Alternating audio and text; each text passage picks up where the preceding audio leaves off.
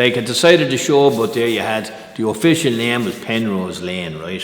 But we used to call it Dennys Lane. Now don't ask me why. Obviously, Denny's second bag was halfway down it. When you turn over Ann Street there, halfway down where the holding the down that lane, on the right hand side you had there a man called Jimmy Penn that used to be there in the night, and when we were all small and we'd been down there waiting for Jimmy, the Lord used to come in from up the country with a load of pigs or a load of sheep, whatever the case may be.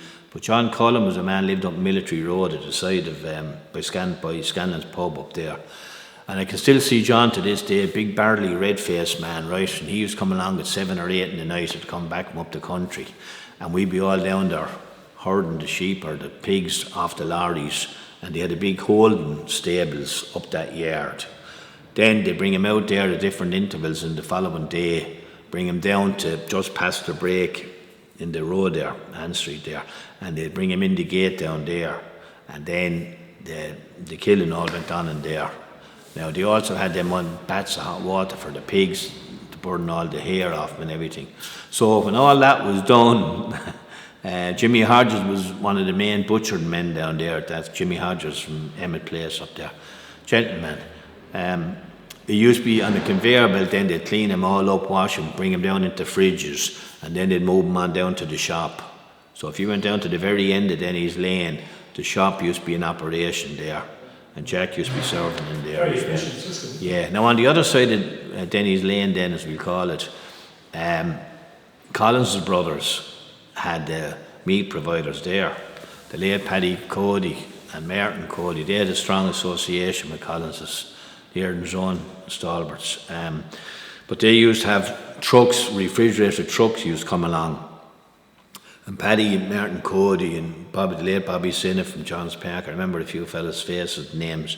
They used to bring out the shoulders of bacon and throw them up on the hooks, and they'd all be put on the fridge. And the lorries used to go off like that. They used to have the back entrance up the Glasshouse Lane. That's where they used to bring their all the live animals. Where was Bowes Abattoir? Bowes Abattoir was just down past the break in Ann Street there, halfway down. They had a big green gate there, and you go in there, and they had all the kind of killing line in there, you know. And would you see the animals? Oh, yeah. They were kind of, sometimes the gate might be open in the middle of the summer, like, and you could snake in and see. You might like what you see, but we wouldn't just have a look. But everything was a big adventure, you know. They used to have little holding pens in there then, and one or two of the butchers, Jimmy Hodges in particular, they used to bring out the sheep then one at a time, like, and stick them, you know, and the same with the pigs and that, you know. And like blood and guts and you name it, yeah. Manure and all that was very common around here. Oh yeah. Around that times Ali, when we went to school in Mount Sion at 10 to 9 and be rushing up the hill, there used to be all the farmers used to be bringing all the small trucks along and offloading the cattle into the pens before they went in to do the sales on them, like, you know. But in the evening times when we were coming back at 4 o'clock or whatever, then it was time, like all the sales would be over, the fellas used to have to hose down the whole place. But of course when you hose down the whole place on the hill, there was only one place was going to go, was down the hill. You know, so I remember distinctly the water, the Mart would be glittering, but all the aftermath would be all after coming down the hill. And the only way you get rid of it was with the natural weather. You know, if a big shower of rain came or something, other than that. So every week you got this. Oh, yeah. This flow of manure coming down. Oh, yeah, without a doubt, yeah. The only thing was a bit away from the houses, like, and the better, the worse the weather got, the further it went down.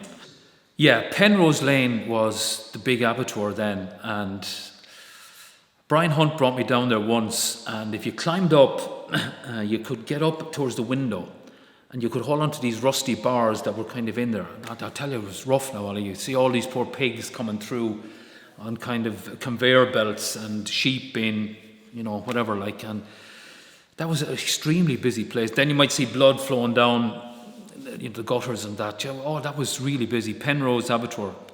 Pigs, and they were killed on different days. Sheep would be killed one day, pigs the other. I tell you, you didn't look into the window too often. I looked in once, I said, I don't want to see any more of this, but I couldn't. The guys who did the job fascinated me. How could they just do this job and just the next, they just did it, like, you know. And obviously we all like lamb chops and a bit of bacon, but seeing where it came from was scary enough now. But we were only 8 or 9. Oh yeah, Waterford was thriving at the time, and all the pubs around Bobby Grace's, and there was other pubs, to be in and out of there. And at the start of the day, full of cattle all over the place, stuffed into pens, and you'd hear, oh, give me one coming in, and all this kind of the auctioneering going on. You'd hear that in another kind of, in the centre then there was that kind of building, outside all the pens. But as the day went on, the pens started to get empty, more empty because started to buy. But you felt sorry if you come around at 8 o'clock, might be a scattering, a few cows weren't sold, and oh Jesus, they were left on their own. You felt a bit lonely for them, because obviously they didn't make the price or somebody didn't like the look.